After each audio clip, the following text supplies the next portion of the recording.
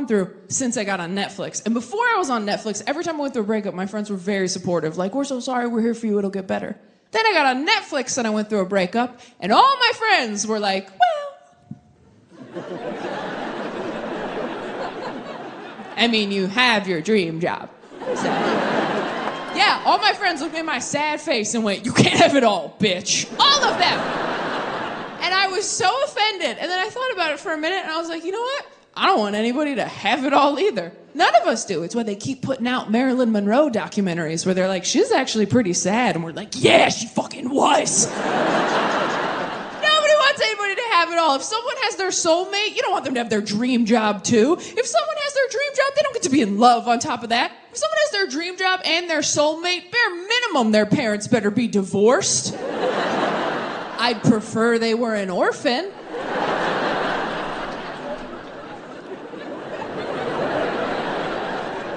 Nobody wants anybody to have it all. When I was a kid, I didn't think you could have it all. When I was a kid, I thought you either got to be hot or have a good personality. I thought that's how people were divided. I thought life was fair. And that got me through a lot of ugly years as a child where I'm like, it's okay that I'm not more symmetrical because I have this great, awesome personality that will surely reveal itself any day now.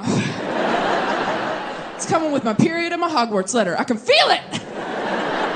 And that got me all the way to 6th grade when I met my friend Krista, and she was pretty and funny and smart and nice. And that's when I stopped believing in God. But so many of my friends said a version of this to me after my last breakup that I actually started to feel really guilty. Because you know what, DC? This is my dream job. I can't believe I'm filming my 3rd Netflix special tonight. I cannot believe it.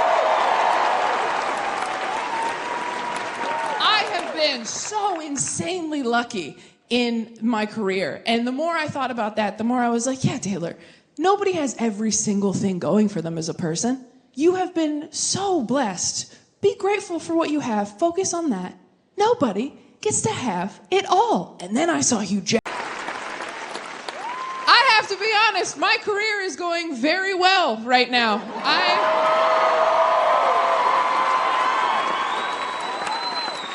This is the last night of the biggest tour I've ever done. I am filming my 3rd Netflix special tonight, and recently someone was using my name and photos on a dating app. It was me. I was doing it. Went through a breakup, got on a dating app. Why? Because my married friends told me to. If you're single, your married friends don't want you to be happy. They don't. They want you on those apps because the apps look fun and they can't go on them. So they want to stand behind you like a kid at an arcade with no fucking quarters while you fight for your life out there. They're like, go left, go right, go left, go right. You're like, do you want to play? They're like, more than anything. But I have the highest score, so it wouldn't be fair. Your married friends don't want more married friends. Nobody wants more married friends. I'm sorry if you're married, and I know you're up front because 2-income household. Nobody wants more married friends, okay? Because your life updates are boring. I'm happy you're settled. Good for you. You know who has fun life updates? Your single friends, because we're out there in the trenches making mistakes named Trevor, usually. Have you asked your married friends what they did over the weekend? You're like, what'd you guys do this weekend? They're like, I know, just woke up next to my soulmate again. Then you ask your single friend, you're like, what'd you do this weekend? They're like, I woke up in a shallow grave. You're like, why are you proud of that? Did you have sex in a grave? They're like, why do you think we dug the grave? Do you guys have that one single friend who thinks she's really hot and fun, but she's actually just in constant danger all the time?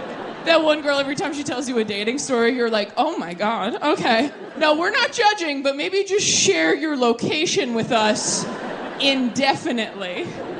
I have one friend like that. Every week she tells me the scariest stories I've ever heard in my life. Just like, I had the hottest date Friday, Taylor. I'm making out with this guy at a bar, so sexy. Takes my hand, he's like, let me show you something. Pulls me back through the kitchen, into the back alley, pulls out his huge gun. Points it right in my face, like, give me your phone, your keys, and your wallet. I'm like, okay, kinky, I'll try anything once, right? He hits me in the head. I wake up 30 minutes later, alone in a puddle. I have to hitchhike home. Oh my God, I am such a Samantha. I was so afraid of being single all throughout my 20s. I was terrified of being single. I used to just jump from relationship to relationship to relationship because I was so scared that I was going to die alone. And now that I'm older, I'm like, I'm not going to die alone. I don't go hiking by myself, all right? Someone will be there when I die. A doctor, a murderer. Someone will bear witness. But I've been single for the last year now, and it has been the most relaxing year of my entire life. It has been lovely waking up every day going, oh, no one's gonna make me cry today but me. The peace, it's lovely. Here's the thing, being single is not what sucks. Dating is what sucks, and you can opt out of that. Dating is what's shitty, the constant push and pull of hope and disappointment.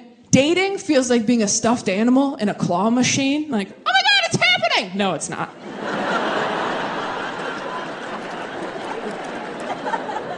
Oh my God, here we go. Wow, can't believe I told people. That's embarrassing.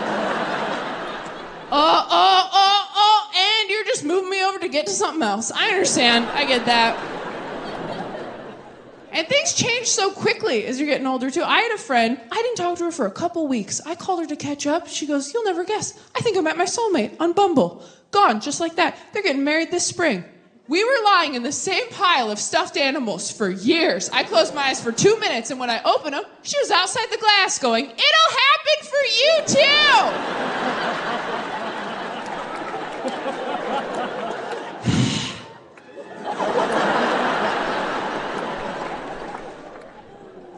I love being the neutral friend who's not dating, because as you get closer to 30, breakups get more and more devastating. Half my friends are getting engaged, and the other half are going through the worst breakup of all time with the person they thought they were going to die with, which means half the phone calls I get are, I'm getting married, and the other half are, I'm getting old, and I'm like, I am getting Taco Bell. Who wants something? Taco Bell, good for every occasion.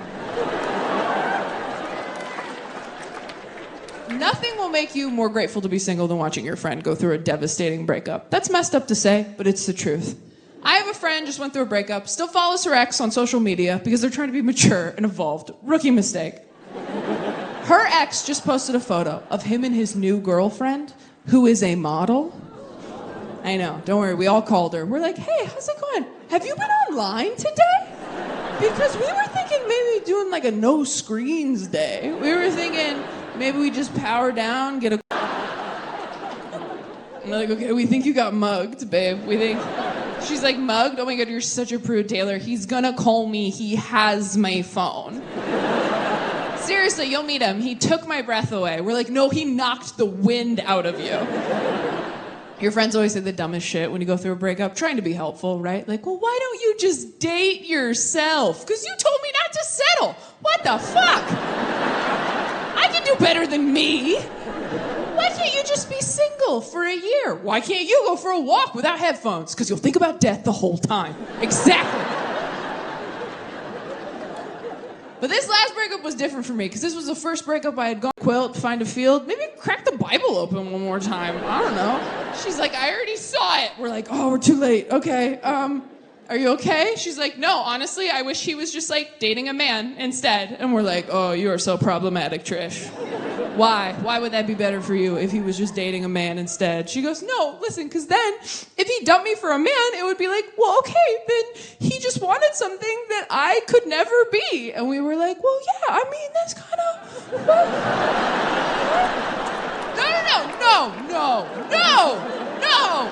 No, we think you're so pretty, babe, but like a model? Like, that's kind of like a different... Like, look around. Don't you think if you were a model, we'd all be models? But this isn't Model Squad. This is Personality Squad. Like, this is a different team you're on.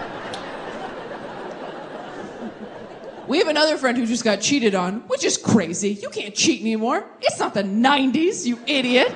Your phone is tracking your every movement. You're going to get caught. You're going to go out and buy your side chick flowers. Your wife's going to get a text from Bank of America like, we noticed that Steve was being thoughtful? That just seemed like suspicious activity over here at BOA, because we know that POS. I think it's important to hang out with your married friends if you are the single friend. You play an important role in their lives. I love to third wheel it with my married friends. Go out to dinner, see a movie, because I love that moment when they walk up to meet me in front of the restaurant and I can tell that they've been fighting in the car. Married people think you hide it so well. You're just like, let's just table it till later. Let's just table it till later and have a nice evening. And then you come in real sweaty like, hey, it's good to see you. Glad we're finally doing this. Did they bring bread? They should have brought bread. The bread should have beat us here. Hey, can we get some bread, please? get something to do with our hands other than attack each other, please? How are you? Tell us about you. Don't make me look at her. Don't make me look at her. And that's when you, as a single friend, get to tell your married friends all about dating nowadays. You get to tell them about the ghosting and the catfishing and the deep fake AI porn. And you know they get back in the car a few hours later like...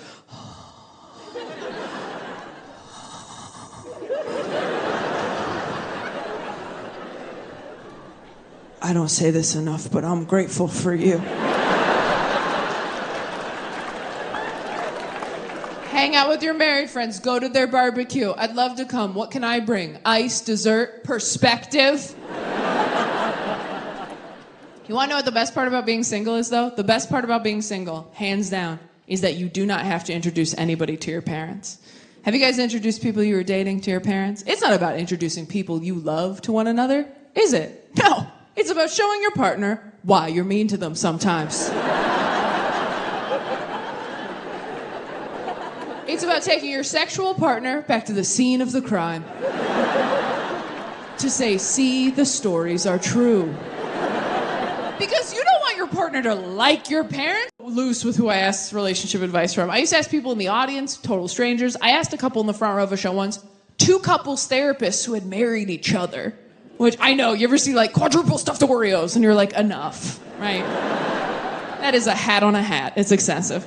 But I was like, wow, 2 off-duty couples therapists. You gotta ask them, right? I said, do you guys have any advice for people in relationships, maybe people who are fighting a lot? And they said, we do. You know how a lot of people have a safe word to stop sex? Everyone needs to have a safe word during fights. So I asked a married friend of mine, I said, do you guys have a safe word for fights? And he was like, what? I'm like, it's a word that when you say it, during the fight, it stops the fight. And he goes, oh yeah, we have one of those. I said, really? What is it? He goes, cunt.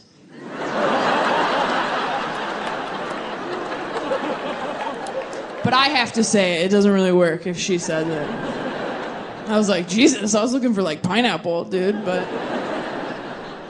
I used to ask people for relationship advice after breakups because I thought that was me working on myself, but it really wasn't. It was just me trying to figure out how to get into another relationship as quickly as possible, so I wouldn't have to work on myself. The reason people don't want to be single for long periods of time is that once you're single for a little bit, you start to notice, ooh, some of the issues in my relationships are still here. And it's just me now. There's only one set of footprints in the sand, and no one's carrying my ass, right? Like, I've realized in the last year, I still have a lot to work on. I've realized I'm very petty in relationships. I realize that because I don't wear perfume when I'm single. Don't even think about it. I wear perfume when I'm in a relationship, though, because I know that if we break up and you smell that smell later, you'll get sad. And that makes me happy. I don't wear perfume to smell good. I wear it to haunt you later. I was on a first date with a guy. I realized we both had 3 younger siblings. I said, oh my God, let's text our sibling group chats right now. Ask them what our biggest flaw is. I'm so fun on a first date. I can't believe I'm alone. He texts his brothers, hey guys, what's my biggest flaw? And they write back, works too hard, cares too much. One of them wrote back dyslexic, which I thought was pretty funny. He couldn't read it, but I could. I text my siblings, hey guys, what's my biggest flaw? And my brother writes back immediately, probably that you expect everyone to hurt you, so you just leave before they can. I was like, dude, I'm on a date right now. He's like, oh, sorry, works too hard. I thought this was a secure line. I'm a very emotional person. I'm a very emotional